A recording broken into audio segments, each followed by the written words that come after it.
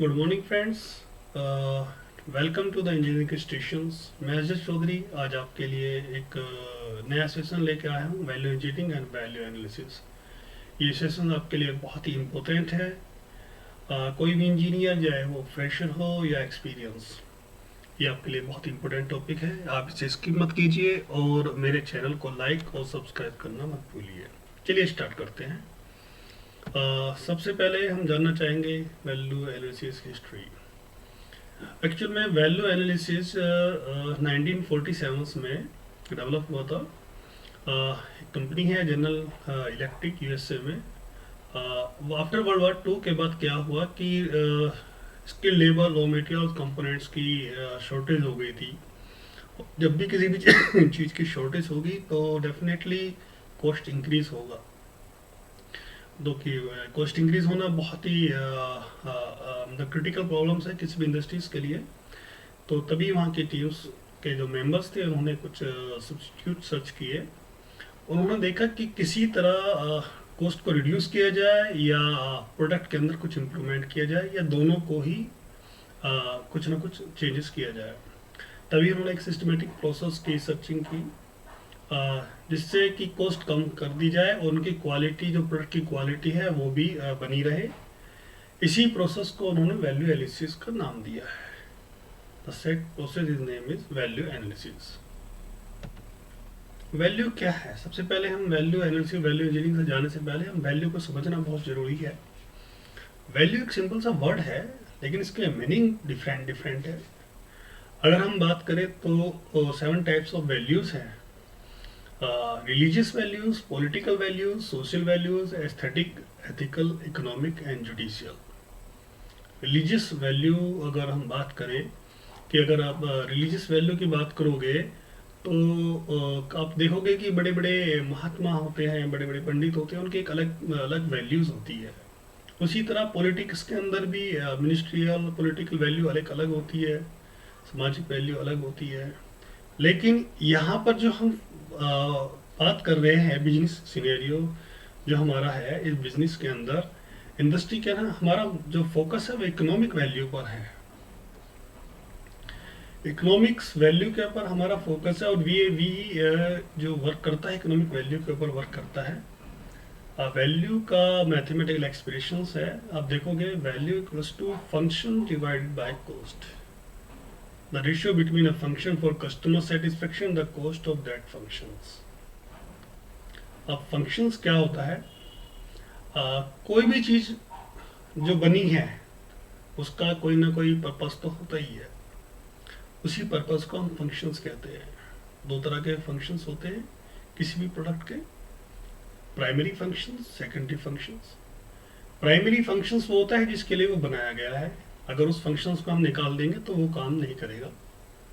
वो secondary functions वो है कि अगर हम उसे निकाल भी देते हैं तो उसके प्राइमरी फंक्शंस पे कोई इफेक्ट नहीं पड़ता, प्राइमरी फंक्शन ऐसे ही काम करता है। सेकेंडरी फंक्शन निकालने पर सेकेंडरी फंक्शन डिजाइन का कुछ भी हमारे डिजाइन की चॉइस हो सकती है। अगर कोस्ट की बात करते हैं तो कोस्ट जो है कि कोस्ट को हम मनी के रूप में मेजर करते हैं। कोई भी चीज़ हम मार्केट से परचेज करते हैं, रिसीव करते हैं, गुड्स बेचते हैं, सर्विस बेचते हैं, तो इन टर्म्स ऑफ मनी जो हम बात करते हैं वो कॉस्ट ही होती है। यहाँ पर मैन्युफैक्चरिंग पॉइंट ऑफ व्यू से प्रोडक्ट की कॉस्ट 3 तरह की है: direct material cost, direct labour cost and manufacturing overhead cost. Direct material cost क्या होती है?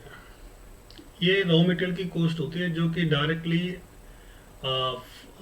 इन process to directly raw material to finish product में जो कन्वर्ट होती है, यानी कि it is a raw material that is physically incorporated into the finish product.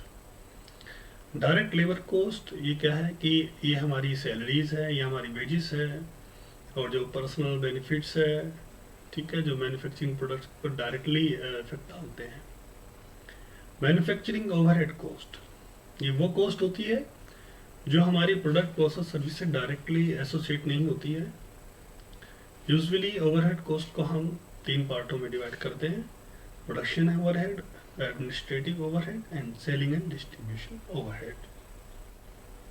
Now जैसे कि हमने पिछली स्लाइड्स में हमने मैथमेटिकल एक्सप्रेशन देखा था वैल्यूज़ का, यहाँ पर हम इसको स्टेट करते हैं कि जो हमारा फंक्शंस है किस तरह हम अपनी जो हमारी जो वैल्यूज़ हैं इसको इम्प्रूव कर सकते हैं। फर्स्ट पॉइंट क्या है कि अगर हम किसी फंक्शंस की परफॉर्मेंस को इम्प्रूव करते हैं लेकिन कॉस्ट को सेम रहते हैं तो हमारी वैल्यूज़ जो है वो इम्प्रूव होती है। अगर हम फंक्शंस की परफॉर्मेंस को सेम रहने देते हैं लेकिन कॉस्ट को डिक्रीज कर देते हैं। थर्ड क्या है कि अगर हमारे फंक्शंस की परफॉर्मेंस इम्प्रूव होती है और कॉस्ट भी रिड्यूस होती है। फोर्थ है the performance of function improve at a greater pace than the cost increases, and the fifth the performance of function reduce and cost also reduce at a faster pace। Means क्या है कि ये पांचों expressions है लेकिन ये जो fifth expression है ये एक्सेप्टेबल नहीं है। जनरली क्या है कि वैसे तो ये मतलब ठीक है लेकिन बिजनेस पॉइंट ऑफ व्यू से ये एक्सेप्टेबल नहीं है, करेक्ट है एक्सप्रेशंस, क्योंकि अगर हम किसी भी फंक्शंस की परफॉर्मेंस को रिड्यूस कर देंगे तो वो प्रोडक्ट किसी काम का रहता ही नहीं है। ठीक है, इसलिए हम इसको कंसीडर ही नहीं करते। चलिए हम मैथमेटिकली समझने की कोशिश करते हैं। चलिए नेक्स्ट स्लाइड देखते हैं। यहाँ पर एक्सप्रेशन, यहाँ पर हम वैल्यूज है, यहाँ फर्स्ट एक्सप्रेशन देखोगे हमारे प्रोडक्ट की वैल्यूज जो भी है वो इंक्रीज हो रही है अगर हम फंक्शंस को इंक्रीज कर रहे हैं और कॉस्ट को सेम रख रहे हैं। यानी कि कॉस्ट किसी भी प्रोडक्ट की हमारी हम सेम रख रहे हैं लेकिन हम उसके अंदर फंक्शंस की इंप्रूवमेंट कर रहे हैं तो हमारी वैल्यू इंक्रीज होती है। सेकंड क्या है कि फंक्शंस को हम सेम रख रहे हैं लेकिन कॉस्ट को हम रिड्यूस कर रहे हैं। जब हम फंक्शन को सेम और कॉस्ट को रिड्यूस करेंगे तो भी हमारी वैल्यू इंक्रीज होगी।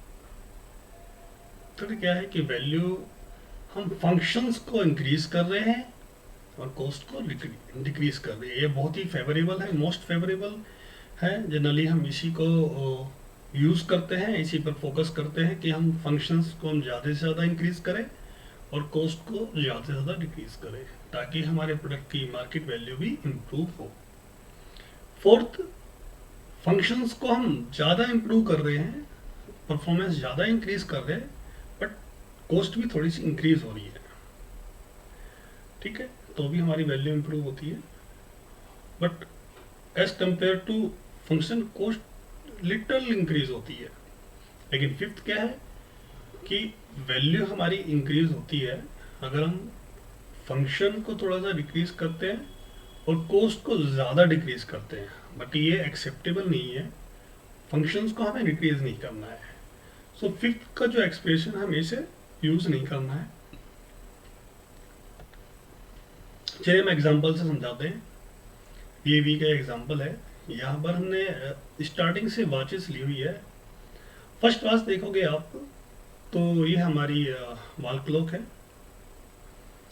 यहाँ पर हमने इसकी कॉस्ट सेम रखी है लेकिन नेक्स्ट वॉच पर आप देखोगे हमने फंक्शंस इंप्रूव कर दिया है। ये हमने पोर्टेबल बना दी है। पहले यहाँ फर्स्ट वॉच जो हमारी है ये वॉल पर फिक्स होती है लेकिन सेकंड वॉच जो है हमने इसको पोर्टेबल कर दिया, यानी कि फंक्शंस इंप्रूव कर दिया लेकिन कॉस्ट हमने इसकी सेम रखी है।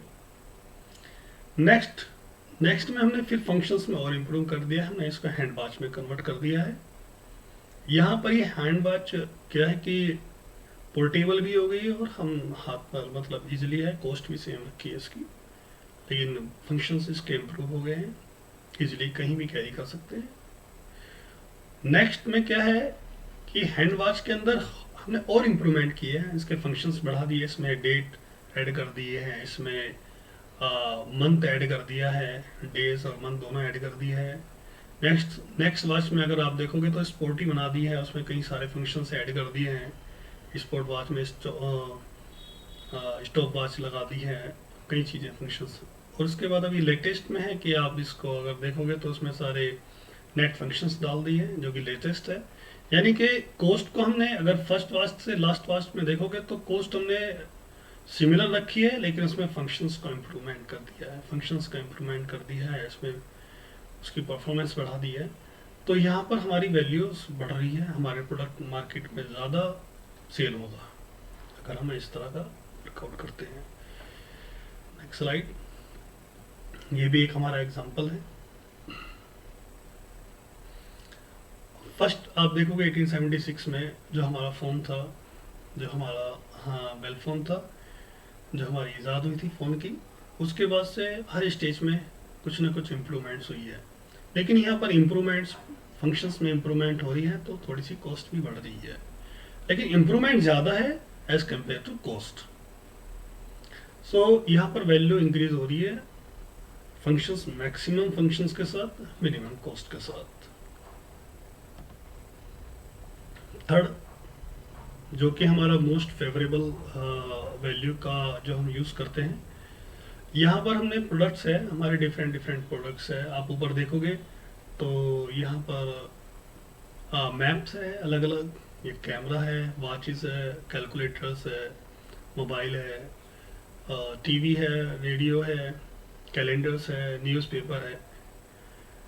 यहाँ पर हर प्रोडक्ट की एक अलग कॉस्ट है, लेकिन हम इन प्रोडक्ट को सिंगल एक कंपाइल कर कर हमने एक ही डिवाइस के अंदर इसको ऐड कर दिया है। अगर इनकी सबकी कॉस्ट देखी जाए, इनका कैरी करने का मतलब लगेज देखा जाए, हर चीज़ देखी जाए, तो फैसिलिटी पॉइंट ऑफ व्यू से हमने, फंक्शंस पॉइंट ऑफ व्यू से अगर बात करें तो हमने फंक्शंस इतने इम्प्रूव कर दिए हैं। अब आज की जो लेटेस्ट है हमारा मोबाइल, तो कॉस्ट, अगर कॉस्ट की बात करें तो कॉस्ट इतना नहीं बढ़ा जितना फंक्शंस हमने बढ़ा दिया है। कॉस्ट डिक्रीज ही है, फंक्शंस इम्प्रूव है। तो ये बहुत ही इम्पोर्टेंट है। यहाँ पर हमारी वैल्यू बढ़ रही है, यानी कि हमारा प्रोडक्ट मार्केट में इस पॉइंट ऑफ व्यू से बहुत ही अच्छा इंक्रीज होगा। अब जानते हैं कि पुअर वैल्यू जो है उसके रीजंस क्या होते हैं। हम वीएवी जब करते हैं तो कई बार हम वीएवी कर ही नहीं पाते, तो हमारे प्रोडक्ट की जो वैल्यूज है उसकी वैल्यू जो है वो डाउन रहती है, पुअर हो जाती है। उसके रीजंस है, किसी प्रोडक्ट की वैल्यू को इम्प्रूव करने के लिए, प्रोसेस सर्विस को इम्प्रूव करने के लिए हमें सबसे पहले उसकी रीजंस को जानना बहुत ज़रूरी है। तो यहाँ पर बहुत से रीजंस हैं। कई बार क्या होता है कि हमारे एजम्पशंस जो हैं वो गलत होते हैं, लैक ऑफ इंफॉर्मेशन की वजह से। हमारा नेटवर्क कस्टमर के साथ सही नहीं होता, कस्टमर्स को क्या चाहिए, कस्टमर की क्या रिक्वायरमेंट है वो हमें पता नहीं होती है, इसीलिए हम अपने प्रोडक्ट में कुछ ना कुछ चेंजेस नहीं कर पाते। कोऑर्डिनेशन हमारे डिजाइनर्स के साथ सही नहीं होता, जिससे हमारे डिजाइनर्स को हमारा इनपुट्स, कस्टमर का इनपुट्स नहीं मिल पाता। कुछ एटीट्यूड्स की प्रॉब्लम होती है, कई बार टाइम नहीं होता, कई बार हम चेंजेस जो टेक्नोलॉजीज जो हम उसको अकॉर्डिंग अपने आप को अपग्रेड नहीं कर पाते, हमारी कंपनी अपग्रेड नहीं होती, टेक्नोलॉजी को यूज़ नहीं करती, पुराने डिजाइन स्टैंडर्ड्स को फॉलो करते हैं, कुछ भी नया फोकस नहीं होता। ट्रेनिंग्स की रिक्वायरमेंट्स चाहिए होती है, ट्रेनिंग्स नहीं हो पाती है। मार्केट में क्या चल रहा है, मार्केट में क्या बिक रहा है, कुछ नॉलेज की कमी होती है, एडवाइस नहीं मिलती है, और पुरानी वही हैबिचुअल जो भी होती है उसी पर हम काम करते रहते हैं, जो हमारी हैबिट्स बनी आती है, हम कुछ नया नहीं करते। तो इसकी वजह से हम अपने प्रोडक्ट्स को इम्प्रूव नहीं कर पाते। यही रीजंस है हमारे प्रोडक्ट्स की पुअर वैल्यू का। चलिए अब जानते हैं, वैल्यू हम समझ गए हैं। वैल्यू एनालिसिस, वैल्यू इंजीनियरिंग क्या है, हम ये समझने की कोशिश करते हैं कि वैल्यू एनालिसिस क्या है। वैल्यू एनालिसिस क्या है कि एक सिस्टमैटिक फंक्शन बेस्ड अप्रोच है to improving the value and the reduce the cost of product, project and process without interfering its quality and function. इसका मतलब ये है कि किसी भी प्रोडक्ट के फंक्शंस को और क्वालिटी को डिस्टर्ब करे बिना, छेड़े बिना उसकी कॉस्ट को रिड्यूस किया जाए, उसके फंक्शंस को इम्प्रूव करा जाए, यही वैल्यू एनालिसिस कराया जाता है। और वैल्यू इंजीनियरिंग क्या है? वैसे तो वैल्यू एनालिसिस वैल्यू इंजीनियरिंग में कोई डिफरेंस नहीं है, बट थोड़ा सा डिफरेंस है। वो क्या है कि analysis of material process and production in which function are related to cost and from which a selection may be made so as to achieve the desired function at the lowest overhead cost considered with the performance. जो भी हमारे product का functions है, cost related है, ठीक है, उसमें हम थोड़ी सी एनालिसिस करते हैं मटेरियल प्रोसेस प्रोडक्ट के साथ में ड्यूरिंग न्यू प्रोडक्ट डेवलपमेंट, ताकि हम जो भी प्रोडक्ट्स बनाए वो डिजायर फंक्शंस हो उसका, और लोवेस्ट ओवरऑल कॉस्ट के साथ हम उसको बनाएं, ग्रेट परफॉर्मेंस के साथ बनाएं। चलिए हम कंपैरिजन बता देते हैं वैल्यू एनालिसिस वैल्यू इंजीनियरिंग का क्या है। वैल्यू एनालिसिस जो हम करते हैं वो एग्जिस्टिंग प्रोडक्ट में करते हैं, एग्जिस्टिंग प्रोसेस के अंदर करते हैं, एग्जिस्टिंग सर्विसेज के अंदर करते हैं। जो वैल्यू इंजीनियरिंग करते हैं वो वैल्यू इंजीनियरिंग जो भी करते हैं हमेशा न्यू प्रोडक्ट डेवलपमेंट के टाइम पर ही करते हैं, ताकि हम फंक्शंस को तो इम्प्रूव करें और लो कॉस्ट के साथ हम उसका प्रोडक्ट को डेवलप करें। बेसिक डिफरेंस यही है वैल्यू एनालिसिस वैल्यू इंजीनियरिंग का। मेन क्या है कि कॉस्ट को ही रिड्यूस करना है, और यहाँ पर वैल्यू एनालिसिस में एग्जिस्टिंग प्रोडक्ट पे काम होता है, वैल्यू इंजीनियरिंग में न्यू प्रोडक्ट पे काम होता है। चलिए, कुछ हमारे रॉन्ग एजम्पशंस होते हैं, हमारे इंजीनियर्स को पता ही नहीं होता कि वैल्यू इंजीनियरिंग क्या है, वो किसी भी चीज़ का वैल्यू इंजीनियरिंग कह देते हैं। कॉस्ट कटिंग ये वैल्यू इंजीनियरिंग नहीं है। कॉस्ट कटिंग कर दिया तो वैल्यू इंजीनियरिंग नहीं होता है, या हमने कोई रीडिज़ाइन कर दिया या डिज़ाइन को रिव्यू कर दिया, या कॉस्ट एस्टिमेशन कर रहे हैं, कॉस्ट एस्टिमेशन करते हुए कॉस्ट कस्टिंग कर दिया, या किसी भी क्वालिटी को हमने स्किप कर दिया, किसी प्रोसेस को स्किप कर दिया, ठीक है, किसी प्रोजेक्ट को बीच में से एलिमिनेट कर दिया, तो ये वैल्यू इंजीनियरिंग नहीं होता है। ये हमारे रॉन्ग एजम्पशंस हैं। वैल्यू इंजीनियरिंग क्यों ज़रूरी है, ये बहुत इंपॉर्टेंट चीज़ है। वैल्यू इंजीनियरिंग क्या है कि हमारे मार्केट्स में कस्टमर्स की हमारी रिक्वायरमेंट्स बढ़ रही है, और कस्टमर की रिक्वायरमेंट्स भी क्या है कि मार्केट कंपटीशन है, हर एक कस्टमर्स एक नई चीज़ थिंग्स के साथ में आता है, हर एक नई चीज़ लेकर आता है, टेक्नोलॉजी बट चेंज होती रहती है। तो अगर हम उसके साथ मार्केट को ध्यान में रखते हुए कस्टमर की रिक्वायरमेंट्स को पूरा नहीं करेंगे तो हम मार्केट्स में नहीं चल पाएंगे। तो इसलिए वैल्यू एनालिसिस और वैल्यू इंजीनियरिंग एक सॉल्यूशंस है, ताकि हम कस्टमर्स के नीड्स को रिस्पॉन्स करें। तो वैल्यू एनालिसिस के एरियाज हैं cost benchmarking, product optimisations and component engineering. 3 areas में वैल्यू वीएवी हम करते हैं। चलिए कॉस्ट बेंचमार्किंग समझते हैं।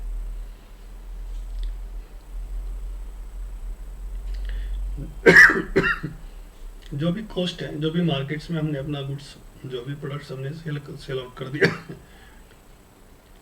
उसे हम मार्केट में जो हमारे कॉम्पिटिटर्स है उसके साथ में हम कंपेयर करते हैं in the form of measurement refinement analysis of cost. Cost point of view से हम उसे मेजर करते हैं, एनालिसिस करते हैं। यही हमारा ताकि हम अपने कस्टमर्स की कॉस्ट को जान सकें, और जो हमारी बेस्ट कंपनी, जो हमारी competitor, best class companies competitor होती है, उनकी परफॉर्मेंस को मेज़र करना, और ताकि हम अपने टारगेट, जो हमारी कंपनी के टारगेट स्ट्रेटेजी है, वो हम उनको इम्प्लीमेंट कर सकें।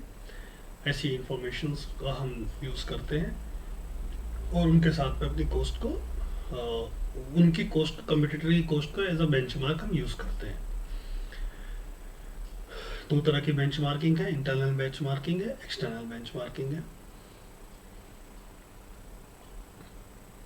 इंटरनल बेंचमार्किंग में अगर हम बात करें तो SWOT, best practices benchmarking, performance matrices, financial benchmarking, functional benchmarking. जो भी हम बेंचमार्किंग करते हैं, SWOT एनालिसिस करते हैं, जो बेस्ट प्रैक्टिस, जो भी हमारे कंपटीटर हैं उनकी बेस्ट प्रैक्टिस को हम यूज़ करते हैं, उनके परफॉर्मेंस मैट्रिसेस को चेक करते हैं, उनके फाइनेंशियल बेंचमार्किंग का हम उनको यूज़ करते हैं, फंक्शनल बेंचमार्किंग का हम मतलब यूज़ करते हैं। सिमिलरली ऐसे एक्सटर्नल बेंचमार्किंग है, collaborative benchmarking, process benchmarking, product benchmarking, corporate benchmarking, strategic and global benchmarking. Product optimisations क्या होता है? प्रोडक्ट ऑप्टिमाइजेशंस होता है कि जो भी अनसोर्स मटेरियल होता है वो या तो वो निकल जाता है, निकाल दिया जाता है, बहुत ही चैलेंजेस होता है। Product optimization, the practice of making changes or adjustment to a product to make it more desirable. A product has a number of attributes. अगर हम प्रोडक्ट ऑप्टिमाइजेशन का प्रोसेस देखेंगे तो फर्स्ट प्रोसेस है इसका आइडेंटिफाई, सेकेंड है define, third है simulate, fourth है प्रोटोटाइप, फिफ्थ है टेस्ट एंड सिक्स है implement. Component engineering. Component engineering एक इंजीनियरिंग डिसिप्लिन है प्राइमरीली जो यूज़ किया जाता है to ensure the availability of suitable components required to manufacture a larger product. Component engineering एक ऐसी इंजीनियरिंग है जो हमें जिसका हम यूज़ करके जो भी हमारे जो कंपोनेंट्स हैं उनकी हम अवेलेबिलिटी को इंश्योर करते हैं ताकि जो भी हम प्रोडक्ट्स बनाएंगे वो हम इजीली बना सकें, मैन्युफैक्चर कर सकें। दो तरह के आइडियाज़ होते हैं इसमें, एक कंपोनेंट और एक इंजीनियरिंग। कंपोनेंट इंजीनियरिंग एक्चुअल में क्या होता है कि एक प्रोडक्ट लाइफ साइकिल मैनेजमेंट होती है ताकि जो भी हमारे कंपोनेंट्स हैं, यहाँ पर आप देखोगे बहुत सारे कंपोनेंट्स हैं, ठीक है। वो बहुत से कंपोनेंट्स क्या होते हैं कि ऑब्सोलीट भी होते हैं, डिसकंटिन्यू होते हैं। लेकिन अगर ये डिसकंटिन्यू और ऑब्सोलीट हो गए तो जो भी हम मैन्युफैक्चरिंग कर रहे हैं, अपना बड़ा प्रोडक्ट बना रहे हैं, तो उन्हें बनाने में हमारे लिए बहुत दिक्कत हो सकती है। तो उसके लिए हमें कुछ ना कुछ अल्टरनेट तो ढूंढना होता है। तो वही हमारी कंपोनेंट इंजीनियरिंग का काम होता है कि बेस्ट अल्टरनेट फाइंड आउट करना होता है जो हमारे डिसकंटिन्यू ऑब्सोलीट कंपोनेंट्स होते हैं उनके लिए। एप्लीकेशंस क्या है VAVE का? VAVE हम कहीं भी यूज़ कर सकते हैं, कंस्ट्रक्शन प्रोजेक्ट्स में, इनके सिविल इंडस्ट्रीज में, मैन्युफैक्चरिंग में, बिजनेस सिस्टम प्रोसेसेस के अंदर, सर्विस इंडस्ट्रीज के अंदर।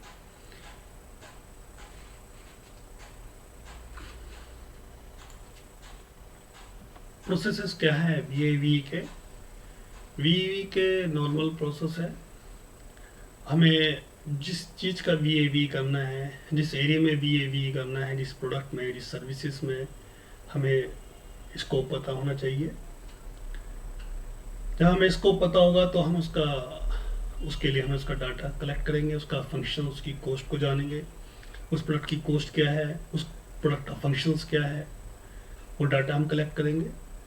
डाटा कलेक्ट करने के बाद हम उसकी एनालिसिस करेंगे, उसके फंक्शंस की, प्रोसेस की एनालिसिस करेंगे। फिर हम ब्रेनस्टॉर्मिंग करेंगे, आइडिया जनरेट करेंगे कि बेस्ट अल्टरनेट क्या हो सकता है, कि अपने ब्रेनस्टॉर्मिंग के थ्रू हम डाटा कलेक्ट करेंगे, डाटा शेयर करेंगे, अल्टरनेट सर्च करेंगे। फिर हम जो भी हमने ब्रेनस्टॉर्मिंग की है, जो भी हमने आइडिया गैदर्स किया है, उस आइडिया को हम इवैल्यूएट करेंगे कॉस्ट पॉइंट ऑफ व्यू से, कितनी सेविंग्स हम कर सकते हैं, उसका फंक्शंस को हम इंटरफेयर कर रहे हैं कि नहीं कर रहे हैं, उसके फंक्शंस को इम्प्रूवमेंट कर रहे हैं कि नहीं कर रहे हैं। इवैल्यूएट करने के बाद फिर हम डेवलप करेंगे कि बेस्ट आइडिया क्या है, फिर उसको मैच्योर करेंगे। जो बेस्ट आइडिया चूज़ करने के बाद हम उसको आइडिया को प्रेजेंट करेंगे, उसकी सेविंग्स देखेंगे कितनी सेविंग्स आ रही है, उसके फंक्शन, इन्वेस्टमेंट सब कुछ देखेंगे, फिर उसको इम्प्लीमेंट कर देंगे, प्रोटोटाइप बनाकर उसको इम्प्लीमेंट कर देंगे। बेनिफिट्स क्या है VAVE के? VAVE के बहुत से बेनिफिट्स हैं। सिस्टमैटिक अप्रोच है एक प्रॉब्लम सॉल्विंग करने के लिए, एक सेल्फ सेटिस्फेक्शन है,